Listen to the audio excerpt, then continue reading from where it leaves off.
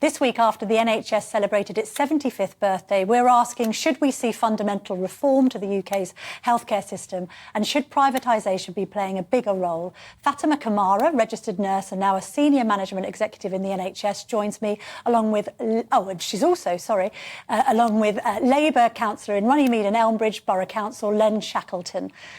No, I've got that wrong. Sorry. This is... Can I blame the person who's written the autocue for this? Yeah. Fatima, you're the Labour councillor in Runnymede and Elmbridge Borough Council. Len, you're a fellow at the free market think tank, the IEO, and you're also a professor of economics, IEA, and a professor of economics at the University of Buckingham. This has all gone well. I'm throwing that away. I'm firing several people that write the script, and we're getting into this debate. Now, Fatima, let's start with you. We've heard Tony Blair talk about privatisation of the NHS, the idea of wealthier people jumping the queue. Why don't we just charge for appointments, fine people who are late or don't turn up, and make more money for the NHS to be better? Thank you, Camilla, for having me this morning. Thank you for inviting me in. I think certainly I don't agree with the point of privatisation for the NHS. Just a little bit. I think definitely how the NHS was set up in 1945, it's moved on quite a lot in heaps and bounds. But privatisation, we can see just an example from the US healthcare system, where it has quite a lot of challenges. And in that as well, the NHS was set up as free at the point of use. I know, but Len, come into this debate, because I get exactly what you're saying. Nobody wants to compromise or indeed sacrifice that initial very noble aim of the NHS, but it's become bloated beyond all recognition from a managerial perspective, and patients aren't being adequately served, even though there's been record investment in the NHS. I know we can have an argument about whether it's linked to inflation or not, but more money's been poured in, Len. What's the solution here? It has indeed. Loads of money has been poured in, and we're now spending as much as a proportion of our GDP as any of our sort of competitors in Europe and so on. And yet the results are not very good. You know, we've dropped down the league tables in terms of,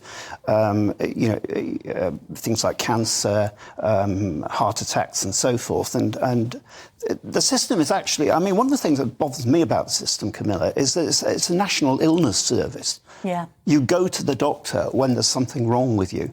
You don't get screened on a regular basis. You don't get health checks on a regular basis. The government's bringing in more health MOTs. They announced that a couple of weeks ago, Steve Barclay. Fatima, surely if you're pro-NHS and you're pro-patients being more responsible to it, why would you be against, for instance, fining people who waste your time and the time of fellow clinicians? I think what I would say is definitely based on the point that Len has actually said.